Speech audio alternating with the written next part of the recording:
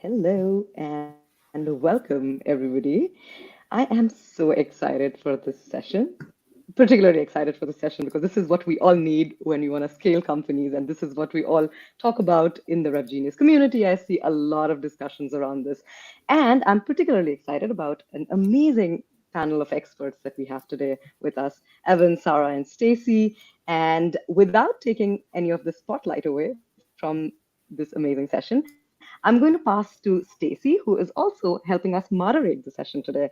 So I will do that. But before we get started, all the audience, make sure that you check out the chat. That's where you can, drop any questions that you have. There are two sections. One is chat, where you want to discuss anything, comment on the ongoing discussion, have anything that you want to add from your experience. And then just under the chat, there's the Q&A panel. So if you have questions for the experts, for our speakers, make sure you drop them there so that it's easy for them to find it. Of course, if you drop a question in chat, we will still see it and try to answer that as well. I'm going to leave you with the speakers. Please tell us where you're joining us from so that while everybody introduces themselves, we can also get a feel of how many people we have from different places. All right, over to you, Stacy. All right. Well, hello. Welcome, everybody. I'm happy to be here with Sarah and Evan, and we'll just do some quick introductions, and then we'll get started in our topic today. So my name is Stacy Danheiser. Quick little backstory on me. I actually started my career in B2C marketing and then switched over to B2B marketing, where I spent several years working for various Fortune 500 companies, both on the strategy and the execution side. And then I decided to leave and start a consulting practice where I now work as a fractional CMO and a consultant. And I also lead a mentorship program for VPs and CMOs, specifically in the B2B space. And I'm also the author of a few marketing books. So I'm happy to be here and excited for this conversation today about helping you scale your business. Evan. Awesome. Thanks, Stacy. Hey, everyone. Excited to have this conversation later this afternoon.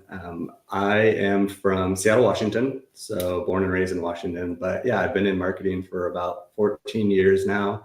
Similar journey to Stacy. I started out in large corporations. I was with Walgreens from B2C, managing kind of their direct to consumer, understanding the initial ROI. Started to get an interest in B2B, ended up moving to AWS for a short period of time, managing their customer acquisition program. And that got me really excited about this market of B2B, understanding the buyer's journey, understanding the playbooks that go into it and the frameworks to really drive success. So I took a leap of faith, and just over 3 years ago, I joined Refine Labs, my first startup ever, agency ever. So it's been a whirlwind, but I've now kind of overseen the growth strategy for the entire company. And it's been an exciting journey, but I'm excited for today. I'll pass it to you, Sarah. Thanks, Evan. Thanks, Stacy. My name is Sarah Brannock. I am dialing in from London today. So I've had more of a head start to my day compared to the other panelists. I'm originally from Ireland. I got my start in tech by moving to Boston, Massachusetts. And I actually worked as a demand generation intern. I had no idea what demand generation was. I was just a kid from overseas who was really trying to get their break in the marketing world. And I've followed a very linear path ever since. I've always worked at early stage startups. I've always done demand gen, and I've gone from intern to manager to building out the function. And I currently work at a company called Hunters, which is in the cybersecurity space. We've gone through rapid growth. We've also gone through, the highs and lows of marketing and sales at a high growth organization, especially through, the COVID boom and then economic uncertainty and whatever you would call 2024 so far. Rolling with all of the punches and also celebrating the wins. So this is probably my favorite topic and two marketers I respect massively. So I'm really excited to have this conversation. Awesome. All right. Well, then let's dive in. This is gonna be a great conversation. I think there's a lot of pressure on companies and specifically on marketers right now to help their organizations scale and figuring out what is going to really move the needle and cause customers to take action. So first question, when companies are trying to scale, they often look to their competitors or the big players in our industry to kind of copy or see what they're doing and to try to follow suit. What are some ways that startups and scale-ups can stand out from the competition and really try to make a mark in a crowded space? Yeah, this one kind of jumping off point for me is if any organization is trying to get their name recognized and they're copying another competitor, then they're going to get lost. They're going to get lost in the noise and be a distraction to typically the holder of market share. So there's always three things: the tone, the POV, and the unique value prop of the brand is what you have to go to market in. So in my opinion, whether that is through your SMEs, through your executives, through your LinkedIn page, or whatever page that you're using to distribute your content as a brand, you have to just be unique and have a single point of view that kind of resonates across all the organization. And by that, I mean just your fundamental foundational beliefs on things. Everybody should have a unique point of view, but the core, it should feel the same. Yeah. Sarah, what about you? Coming from the cybersecurity space, it is a very copycat space, especially from a messaging perspective. I think many companies that compete with one another say the same thing. It's very hard to differentiate yourself, because if you come up with a new term, other people will follow. So I think differentiation is extremely difficult, and you need to decide whether you're going to differentiate your message or whether you're going to have the same message and actually be different in other ways. Your brand, one of the things my company did from the beginning, the first iteration of the brand colors and the brand look and feel looked exactly like every other cybersecurity company out there. It was like a navy blue, fake encryption type branding. And then the former CMO, once we got a round of funding, decided we're going to do the opposite of what everyone else is doing. We're going to be bright pink.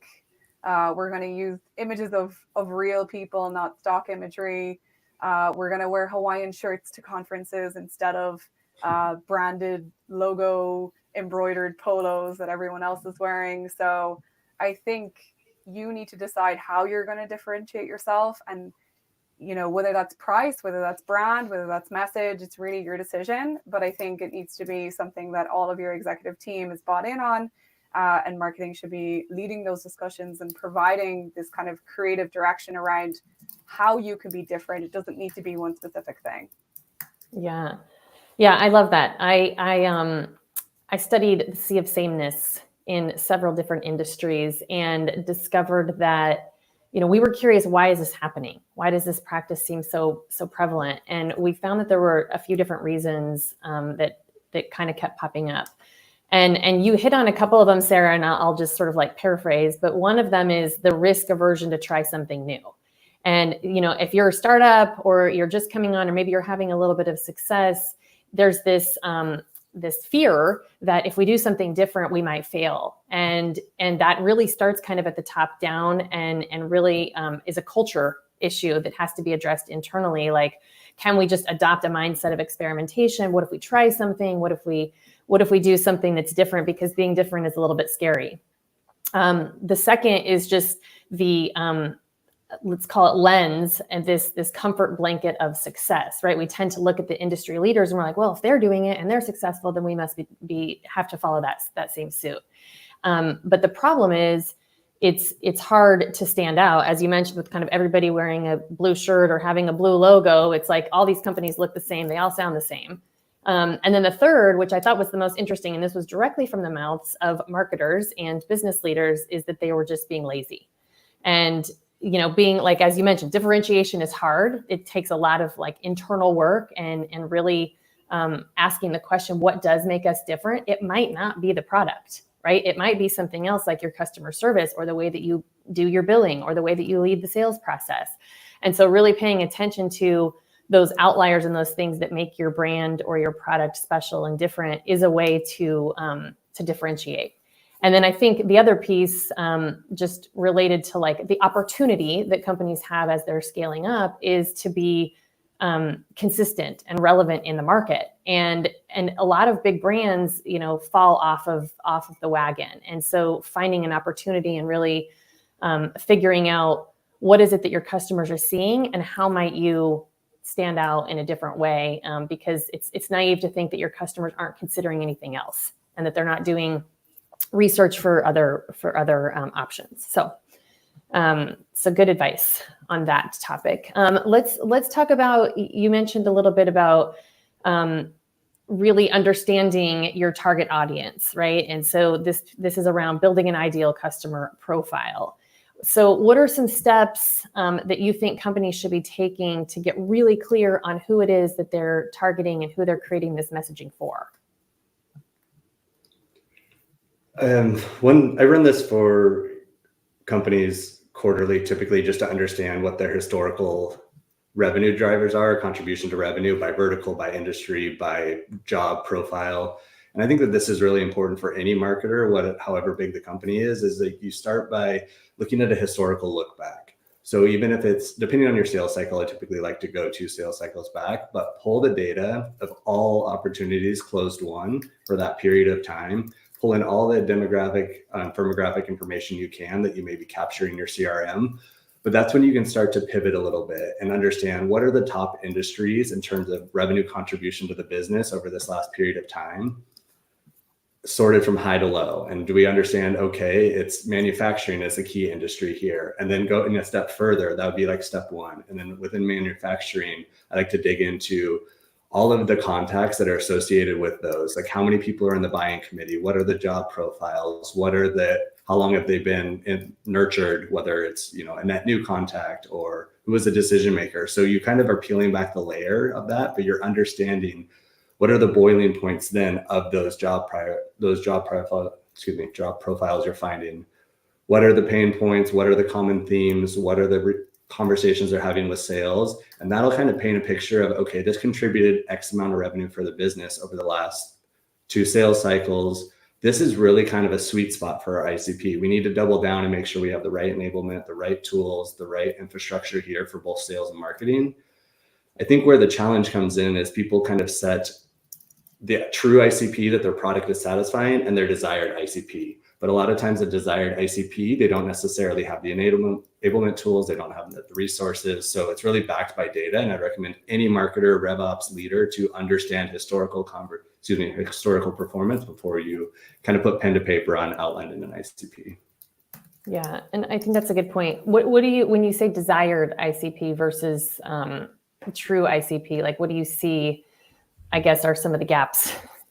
A lot of times you'll see people that just have these kind of, I call them fairy tale companies. They want to hit like the whales, like the ones that are unrealistic to their product features. Mm-hmm. And we look back and you see why are companies churning, understanding churn rates, and it's often the features, it's pricing, it's competitors. But then we have like a sales team that's like, no, if we land this company, then we're going to absolutely hit our quarterly goal. But they're not recognizing that actually the enablement that's needed for that customer to be successful is not available for that customer. There's no infrastructure in place. There's no tools or product or features. So I think it's just setting reality by the enablement material you have, whether it's a large account or it's a sub vertical. You need to make sure that the sales and marketing team are able to promote that equally and tell the same narrative. Similar to you talked about consistency at the original question. That's how I think about it.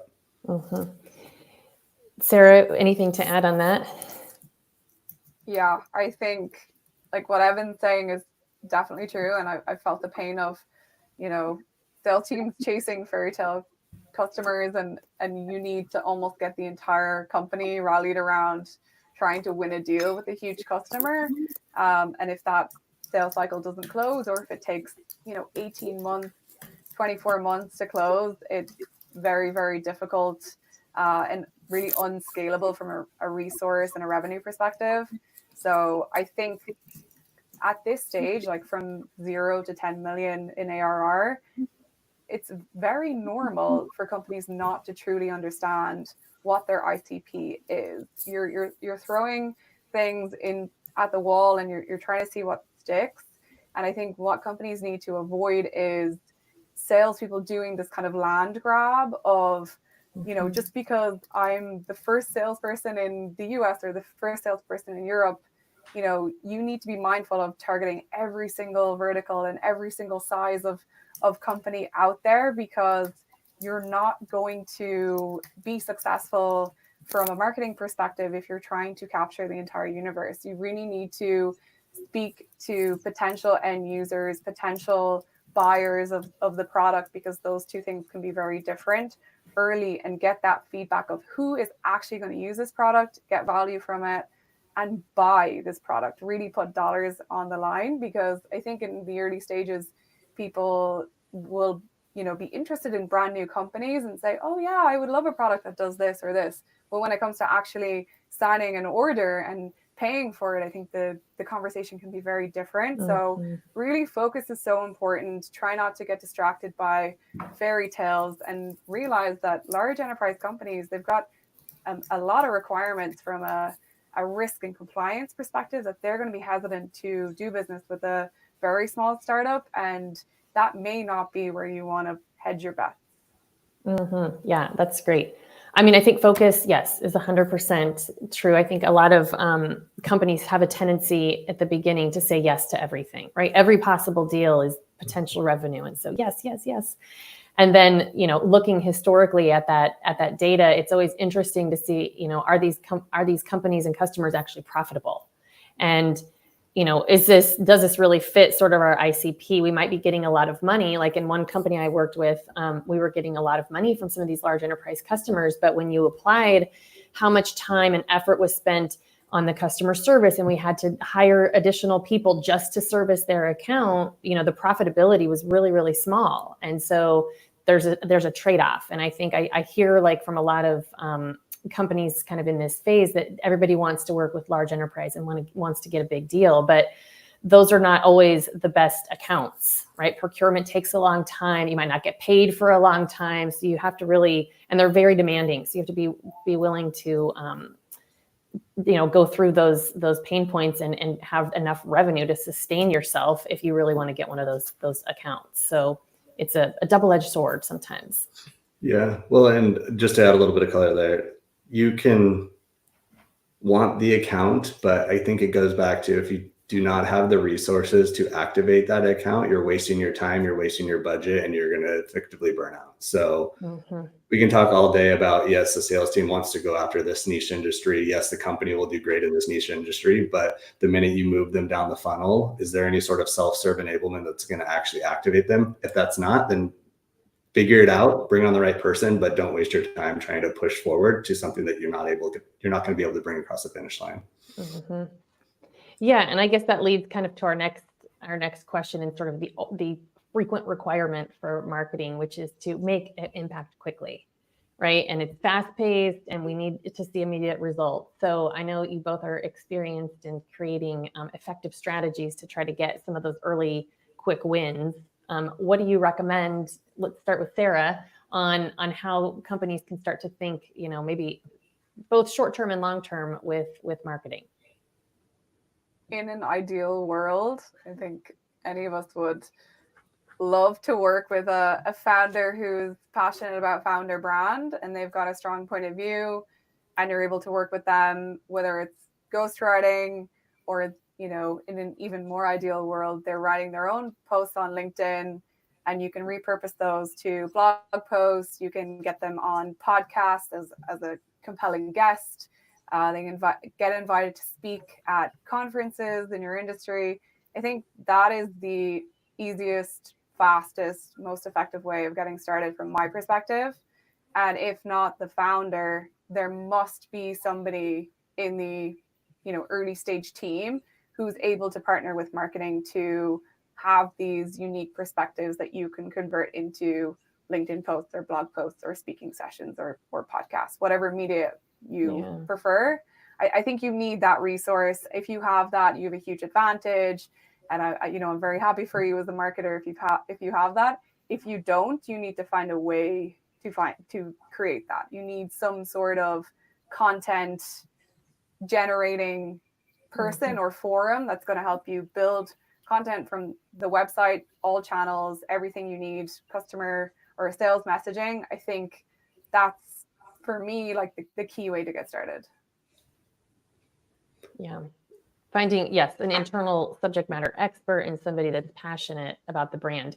How do you convince somebody to do that? if they've never posted on LinkedIn, or they have, this fear that LinkedIn is, or, any social media platform feels too salesy?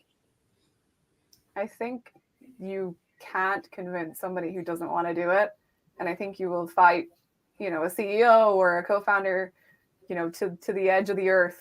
And they will say, no, I don't want to do it. And if that's the case, like, don't waste your time. Don't waste your time trying to fight them or convince them. You need to ask them, okay, if not you, then who? Because I guarantee you there will be somebody either within the organization or somebody that they can hire or use as a contractor who will fill that void. I think it'd be interesting to hear Evan's perspective, but I think it's almost impossible to convince someone to do this unless they're actually willing and able. Yeah, it starts from the top down, right? So if the founder, or let's say you're $1 million ARR, you're kind of really founder-led sales, getting scrappy with acquiring customers, right? There's that desire and drive to engage, but sometimes you can't move that beyond just like customer conversations, sales pitches, kind of one-on-one networking. And I've worked with a couple founders that don't believe that this works, which is so interesting to me in the B2B space, right? They're like, I can spend my time better utilized by engaging with our current customers and or prospecting for net new customers. And in my mind, prospecting for net new customers is creating your own brand narrative that's authentic to you and kind of communicating that across different social networks. So yeah, absolutely agree with Sarah that there's how you can get people to do it though. You can't. Like, somebody will do it for consistency. We keep talking about as the theme for this conversation. They might do it once or twice and then they kind of fall short. There's a framework that I always like to recommend, whether it's my team directly, if they're just getting familiar with it or they're trying to build that muscle, is kind of a 3x3 framework. So connecting with 3 people that you respect in the network a day, commenting on 3 of their posts, like an actual conversation, and do that 3 times weekly. So if you can kind of repeat that pattern, it's a very short lift. It takes maybe 15 minutes, depending on how comprehensive your responses are, but that builds that brand affinity. So just kind of adding a little nugget of what's helped me unlock some of the team members on my team on how to kind of move forward with that. But I want to add one more piece of color to like how to move quickly and think about like this fast-paced environment. If you're coming in as a marketer, if you're kind of a first stage marketer early on, your biggest point is going to be focusing on that conversion rate and making sure that your landing pages are optimized to capture the traffic. There's no sort of data blocks that are allowing you to not understand why the customer isn't moving forward. So do you have social proof? Is your form capturing the right information? Is the form above the fold? All of these things are little quick wins that you can come in there and make sure. If you have a founder that's out pushing the brand, or you have a SMEs that are out pushing the brand, when people come back to your website, because we all know kind of they funnel back through dark social, are they able to convert without friction? And if they are not, then that should be your job as a quick win to kind of unlock that, whether it's ad copy or landing page. Mm-hmm. Right. Rant over. Yeah. Okay, great. Yes. So to recap, I think if there's any founders on the webinar, partner with your marketing team. You don't have to write or produce all of the content. Really, that's what the marketing team can help you distill sort of those thoughts from your head onto something that might be interesting or entertaining to consume. I worked with a founder who thought he was a really great writer. And the problem, I think, especially with like engineering-led firms and technology, is that the expertise is so vast that it's hard to for lack of a better phrase, dumb it down for people and put it into a format that people want to consume. So just sort of quick tip, the HemingwayApp.com, if you guys have ever used that, it scores readability. And this is a great way to just kind of showcase how well something might be consumed. And so this was a great tool that I was able to use to kind of convince this person that, they're writing it. I think it was like a grade 19 level, which is like the, government bills are written at that level, and they're not enjoyable to read. And if it's not enjoyable to read, and if people aren't getting paid to read it, they're not going to. And so, so that's where I think the marketing team can really partner with people that might not see that as a skill set that they have personally. And so it's really that partnership together.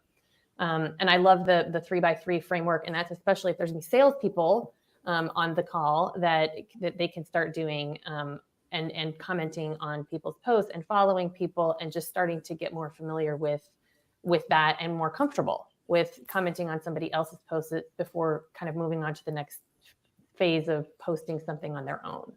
So great recommendations.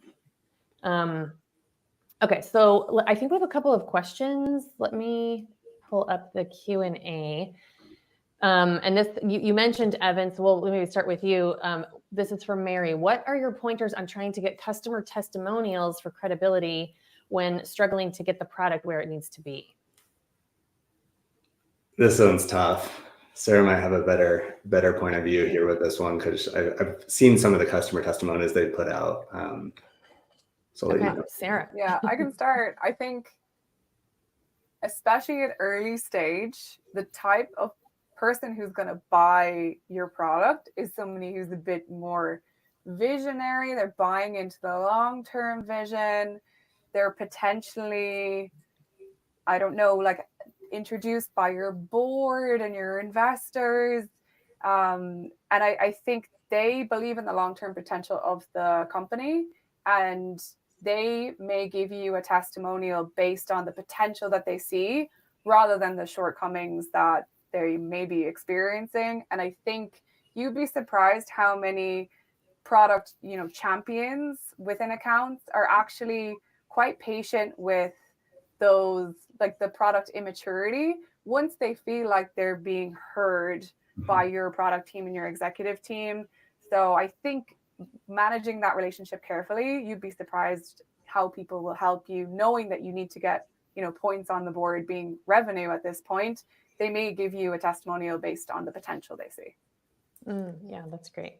Yeah, I think leading with a lot of these early companies that are joining, early stage companies, they recognize that vision, to your point, and kind of see you're effectively a feature that they need at that point, early stage.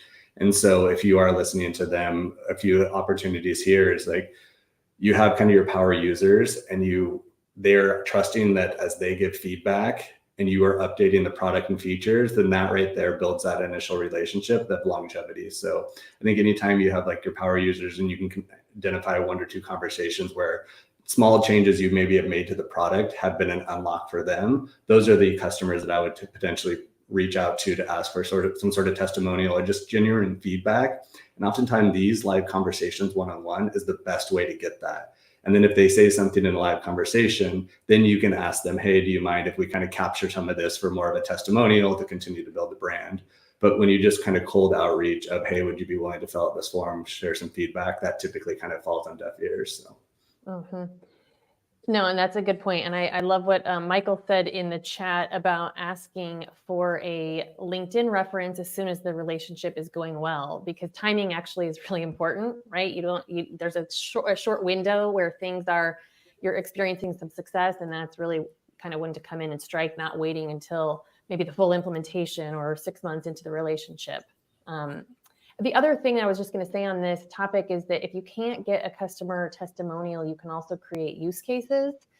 How are people using your product, and showcase, like, based on a real life scenario. Maybe they don't endorse it specifically with a quote, or you can't use their logo, but use cases can be really helpful to show how other companies are using your product or service, and plant that idea in their head. The last one, Stacey, that comes to mind that's been effective for us is when you have speaking sessions at big reputable industry conferences, inviting your customers to speak is huge, because they get that honor to speak on a stage in front of their peers, and they don't have to endorse your brand or your product, but often they'll work it in terms of this is part of their stock and this is helping them become more effective. And then often, if you could help them with the presentation if necessary, or if they want you to help, that's really positive from your perspective if they do. And if not, and you are mentioned as part of their story, when they're coming off the high of speaking on stage and having this great experience, you can often ask them if you can publish this as a case study on your website, and people will oftentimes say yes. So I also would recommend that people look at that as a potential opportunity. Yeah, that's awesome. Okay, take note. I love that. All right, let's talk about content creation. So again, this theme of consistent content creation and building a content engine. And especially when you're kind of just getting started, what are some best practices that companies can follow to start to develop really a strong brand reputation, a strong content strategy, and ultimately, how do they measure this? There's the approach that I've taken with a lot of clients and myself is recognizing one, especially now in 2024, and the importance of video sound bites to all social platforms. So video is a key aspect to us getting our message out there, getting our branding out there, and our positioning. The challenge I think a lot of people face is like marketers kind of stepping into these growth roles is they don't necessarily have the budget or the resources to kind of put together a pod. We champion podcasts a lot, record it, distribute it. So I think one quick content like action plan that I've put forward that's worked well is you kind of go through like this kind of 4-step process. It's one is I've identified 3 to 5 podcasts that fit kind of within my ideal ICP. So whatever customer that has customers in my community that are engaging with that podcast, and to just kind of create my own CRM. So what are the podcasts? Who are the guests hosting that? And then that's where I start that 3x3 framework where I'm engaging with them and their network and I'm communicating. I'm kind of bringing out alternative points of view to spark interest and conversation. And then over time, you'll build that relationship where they'll start to invite you on.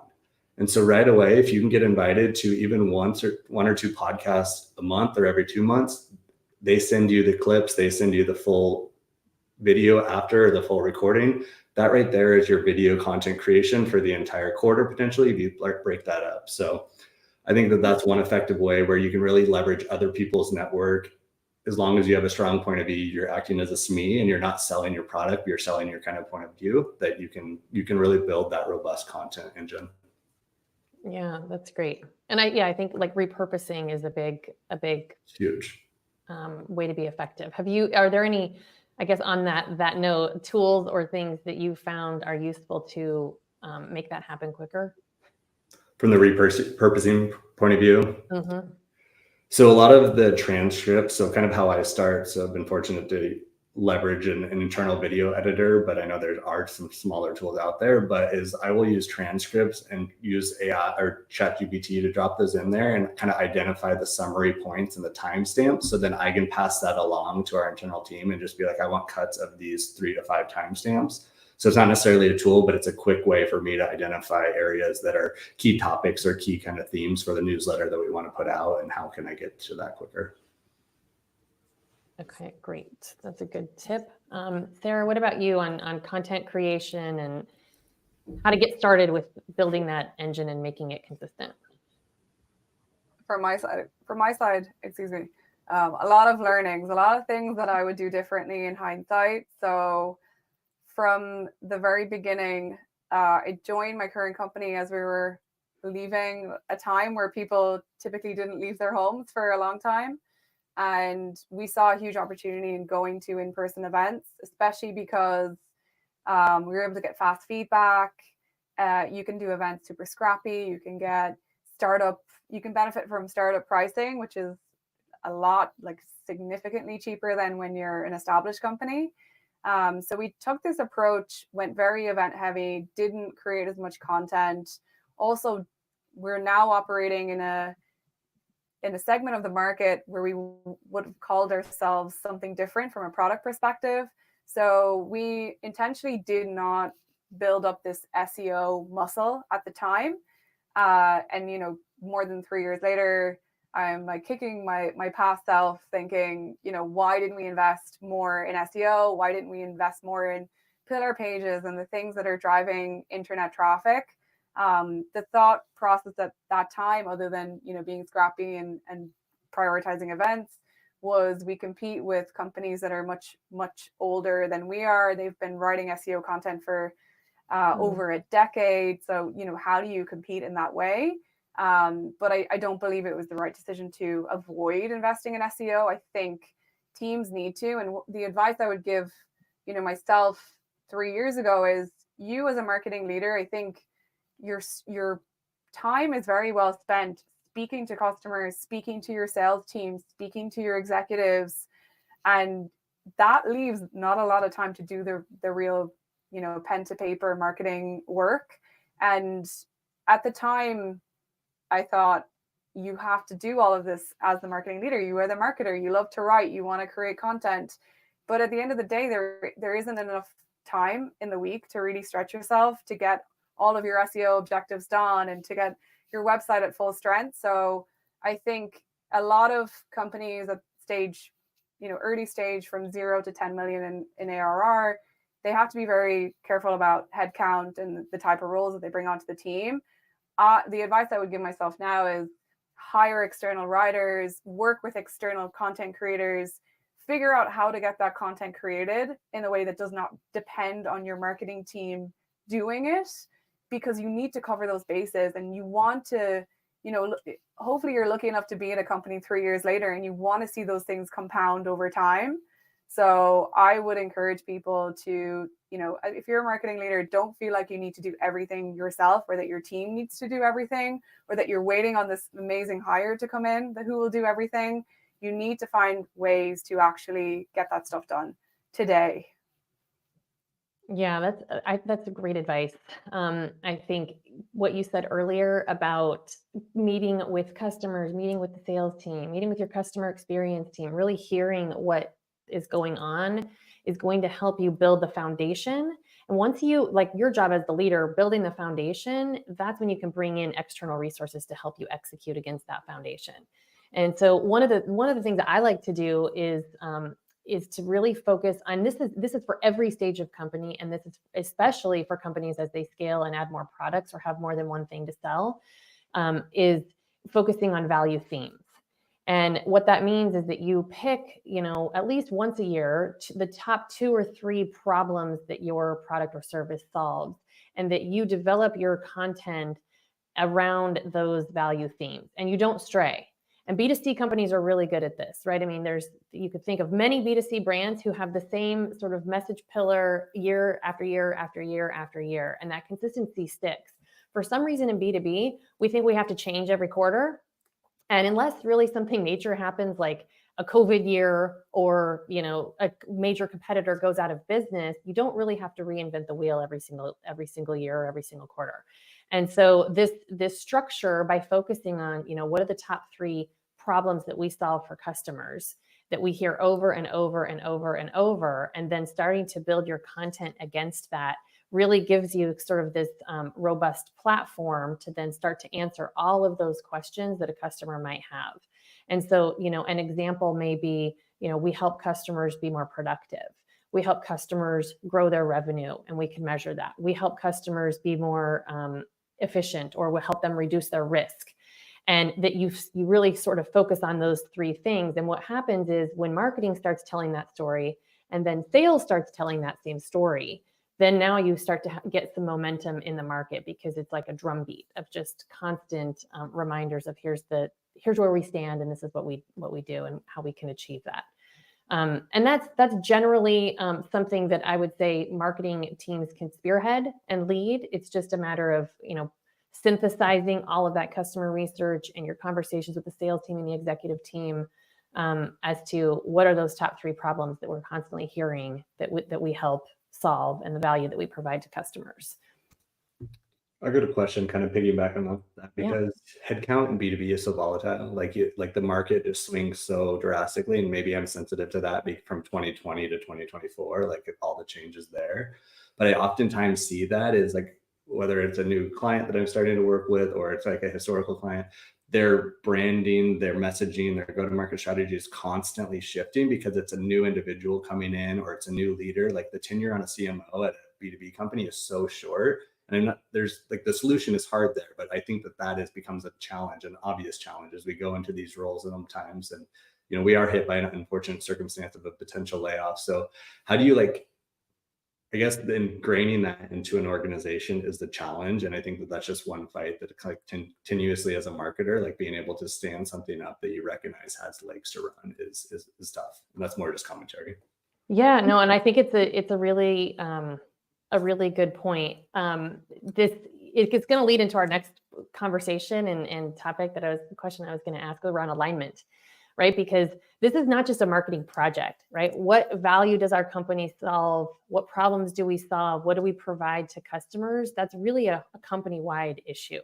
Marketing is just responsible for the communication part of that. But product is responsible for creating something that's going to deliver. And then, of course, you have your delivery team who's responsible for making sure that that actually gets implemented and that value gets used by customers. And so it's a big part of the marketing leader's job is, and especially, I would say for CEOs driving this, the more CEOs can understand this, that consistency wins, and consistency is a strategy that's sustainable in B2B, that alignment piece, that we're very clear on the problems we solve. We're very clear on the value we provide to customers. It's not a marketing exercise. So if the marketing team leader leaves and, gets replaced, it's not like, okay, let's reinvent the messaging wheel. No, it's something that really should be, everybody should be very well aware of this. I mean, I would love to see like more board meetings have these conversations. It's so focused on the financials, but the financials are an output of did we nail this? Do we have the right customers? Do we have the right product? Are we delivering value? The financial metrics is really just a proof that that's working. And so it kind of comes back full circle to the alignment, which I guess kind of leads into our next question. And Evan, I know you said you spent some time on the sales side. I have worked on the sales side as well. And I have this, special place in my heart for sales, because as I was coming out of college, I had a job offer for marketing and a job offer for sales. And I chose the marketing path and, went down that, but I always kind of was a secret salesperson. And so how can marketers, especially, as you're scaling and you're growing fast, create a better relationship with the sales team and create more alignment and making sure that that story that's being told in the market is consistent? Yeah, one kind of building trust is such a easy thing to say, but actually building the tangible trust as a marketer to a salesperson or a sales individual to a marketing team or marketing leader is absolutely the most important aspect of any organizational alignment. And when I say building trust, it means like understanding and recognizing, as if you're a demand gen marketer, growth marketer, you recognize that sales team has quotas to hit, right? So they have goals that they need to march towards. You have to empathize with those goals and recognize how you're going to enable them. But in order to have those effective conversations, like one thing that really was the unlock is understanding the business revenue performance all up. What is sales contribution? What is marketing contribution? What are those outliers in vertical and industry? Kind of like what I talked at the top of this conversation, like understanding your ICP, that same exercise, because then you can have authentic conversations with the sales team. It's not like, oh, we're going to push out this ebook, we're targeting this audience, we're going to help you hit quota. It's like, hey, this industry is really showing a lot of interest in our marketing efforts. We notice it's like top key vertical for you and your sales quota. Like, help me understand a little bit more about that customer. Help me understand a little bit more about those pain points. So I think it's those authentic, real conversations that you are setting and the boundaries that you're bringing in, language that's about revenue and business metrics that kind of gets the sales team excited. And that was me on the sales side too, like if I had those conversations. So I'd say that'd be the foundational aspect, is knowing your numbers before you try to initiate a conversation. Yeah, love that. Sarah, anything you would add there? Yeah, echoing what Evan said a little bit in terms of like as a marketing leader and like especially demand gen marketer, field marketer, you have a responsibility to help your sales team hit their number. And I think the only thing impossible is having conversations about hitting numbers when you just do not have the time to make it possible, where you're trying to help the team, bring pipeline out of thin air in the next 4 weeks when you have a 6-month sales cycle. Like those types of conversations will never be successful. But the beginning of the year, you've got 6 months lead time to create pipeline for Q3, Q4 to ensure your sales reps hit their number for the second half of the year. You need to be asking these questions of, what are you missing? Like, what do you not have in your plan that would prevent you from hitting your number? And give them that opportunity to say, I think I'm missing this and this, and marketing and sales leadership, or maybe customer success or product, work together to actually solve those problems when you have time to fix them. And marketers, I think we're often almost afraid in sales conversations, afraid of what we don't know, or afraid that we don't have an equal seat at the table. But marketers need to feel empowered. Like, you're extremely talented, otherwise you would not be sitting in the seat that you're in. You've got a toolbox full of resources, from content to, you know, events and other campaigns you can run. So you absolutely should feel empowered as a marketer, and you should also carry this responsibility to ensure that your sales reps have everything they need at the beginning of a year or the end of the year to hit their number. Yeah. I love what you said, yes, about having a seat at the table. I think one way that marketers can help earn that is to ask their sales leaders, you know, what are some sales books or methodologies that they follow. Everybody kind of has their own favorite one. They're all very similar. I've gone through sales training multiple times.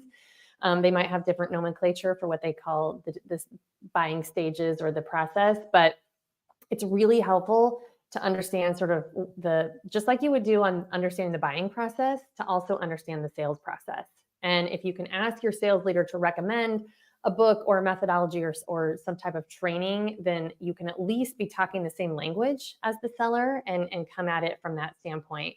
And I think the other thing, which is an interesting opportunity for marketers, is realizing that, you know, the job is to really align to customers, right? At the end of the day, we're trying to get customers and we want to get more closed deals. And if a marketing person can tap into and find customer insights and ideas and things that help a seller close a deal, for example, that might be on, hey, publishing social media, and we have one of our key accounts that commented on something, or we noticed that somebody from one of our key accounts filled out this form and here's what they said. You know, being able to show that to the salesperson helps them look smarter and advance that deal.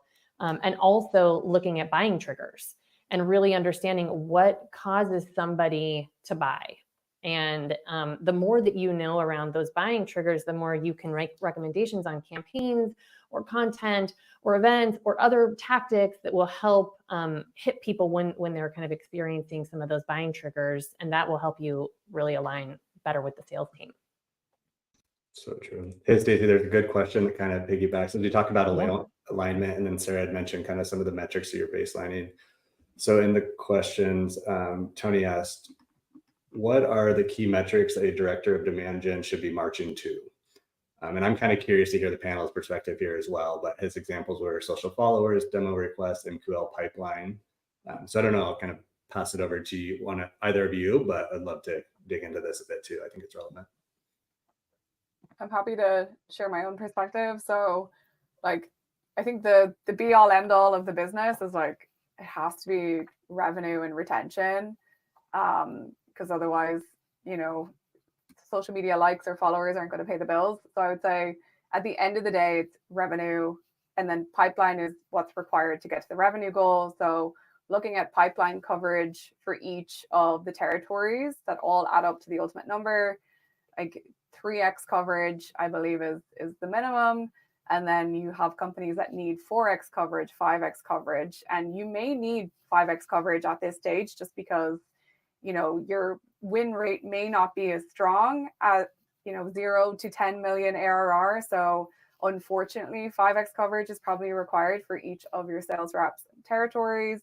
Then also looking at things like, we always want to see an increase of demo requests that are coming qualified inbound to the website. So that's really important. And I'm really fortunate to work with a executive who feels extremely passionate about how many followers we have on our company page. And we recently hit 20K after hitting 10K not so long ago. And I think it's one of those metrics you'd be surprised that an executive would care about. But I think it's great because it gives marketing this target to aim towards, and it keeps people excited and interested and consistent with social media. Yeah, I mean, I would, I agree with all those. I think the way I like to think about it is visually, like looking at the customer life cycle, and that each stage of the customer life cycle has various tactics and different ways that we would measure that.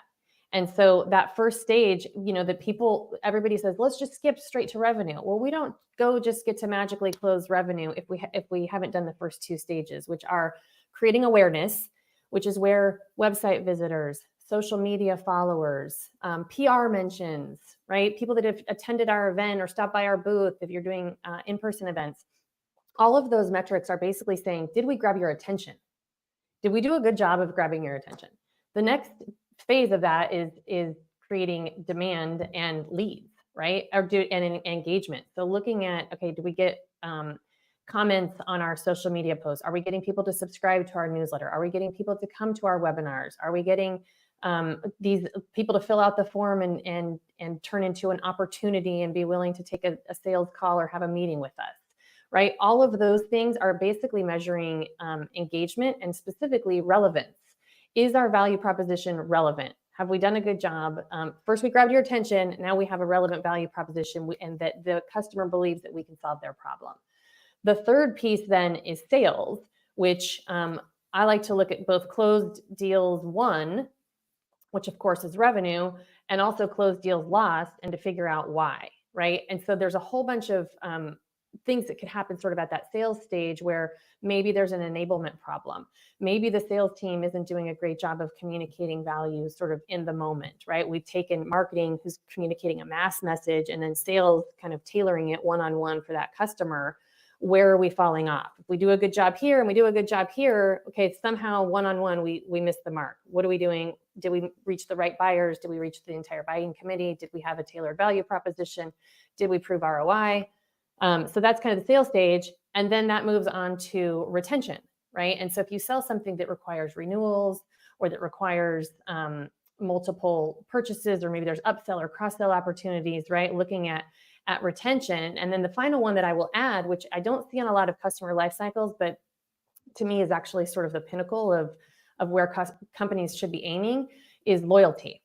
And can we create customer advocates and loyalty by referrals, for example? Are they willing to be a testimonial? Are they really willing to do case studies? Are they willing to do a press release? Are they willing to do certain things and make it known publicly that we are in business together and that they're introducing us into their network? So, I would say I like to look at the entire customer life cycle, and each stage requires sort of a different marketing playbook for where the problem might exist. But you really need all of it to be working together. Yeah, no, we won't belittle this, but the simplest form from a director of demand gen, when you think about how advanced your program is or how long your program's been running. If it's a net new one, then you start top of funnel, right? New web page visitors, new understanding historical benchmarks, and then you can have the conversation to report back to leadership. Okay, to get a qualified job title, it costs us this much on average historically. Now look at, we're driving our qualified ICP. This is the average cost per demo request for qualified job title. That's kind of the top of the funnel. And then what's the win rate? So there's leading and lagging indicators. This is the number one question that gets asked in the vault. So it's fun to hear you guys' perspective, and definitely think you both nailed it. It's just understanding where your program is at, but really it should come down to how much does it cost to drive a qualified opportunity from inbound. That's like the core metric that I look at to start, because then it depends on your sales cycle, front or back end. When I say qualified, that is loosely defined by the company. But right. Good question, Tony. Okay, well, we have a few more minutes. I think let's talk about AI, and then we could wrap it up with sort of a summary, one action item that everybody could take today. But let's talk about AI, just because I think it's obviously top of mind. We've all been experimenting with different AI tools. Would love to hear your perspective on how you're incorporating AI into doing the job of a demand gen marketer. I use it daily for two different things. So one is, I mentioned summarizing transcripts to find out key points, whether it's like a podcast episode that I've been on or that my team's been on, or it's just an interesting one and I have kind of want spark notes in order to kind of cultivate brainstorming and thought leadership. And then another one is for closed won or closed lost analysis on the reasons why. So kind of pulling out and extracting, because a lot of times if there's not infrastructure in place to capture like a succinct response, then you'll get like a long-winded answer for some reasons, and then something not enough. So kind of on a quarterly basis, depending on that, I will drop that in ChatGPT, anonymize everything, but I'll like, what are the main points here that to take away from like the reasons that we lost these opportunities? So those are two kind of quick wins that I think help expedite of something that typically takes a long time to do. Yeah, those are great. Sarah, what about you? Unfortunately, I don't really have any great examples, just because I think like I would love to use AI more for content creation, but what I see that's AI generated is like, I don't know, not so great. I'm really into like actual human psychology and writing based on human emotion and real life anecdotes, and I don't think AI is as good as that as humans are. We use it a little bit for campaign inspiration and all of these presentations that either demand gen people or field marketing people are presenting to sales around. Here's like the idea for a certain type of game that we're presenting at our booth, and my company is doing a capture the flag event, which is really, really big in cybersecurity. And we used ChatGPT to try and come up with the basic concepts around how that would look and feel. It's kind of based off of, it's a play off of Hunger Games. So the CTF is called the Hunters Games. And again, it's really getting inside the minds of the people who are actually interested in a product like yours, like super cyber nerds, which is, you know, entirely different to the ICP of like marketers selling to marketing people. So I think ChatGPT can help in that way. But I think the people listening, if you've got any cool ideas in terms of how you're using AI on your marketing team, I'd love to hear it, because I would love some inspiration.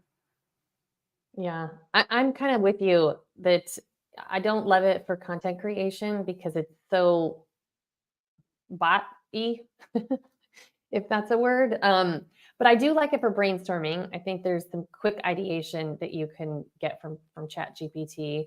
And the other thing that I have used it for when I do customer research, especially customer interviews, to be able to distill down specific themes or pull out specific quotes that support themes.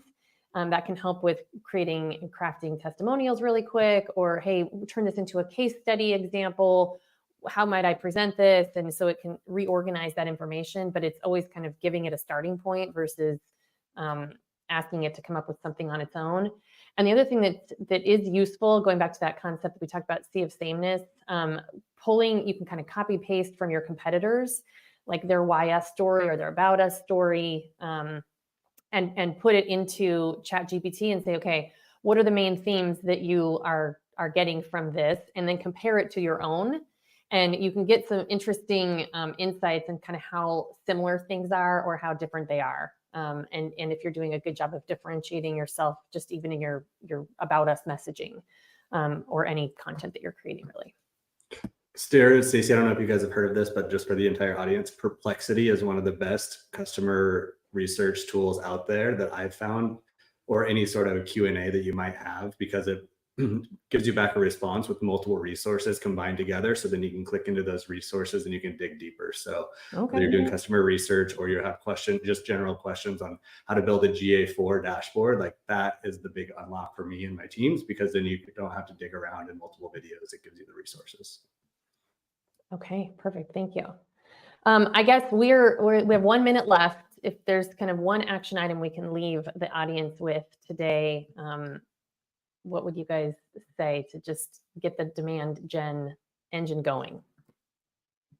I would say there's a huge amount of like doom and gloom you hear from people about marketing, whether it's from marketers or from people who are non-marketers, of how hard it is to do marketing.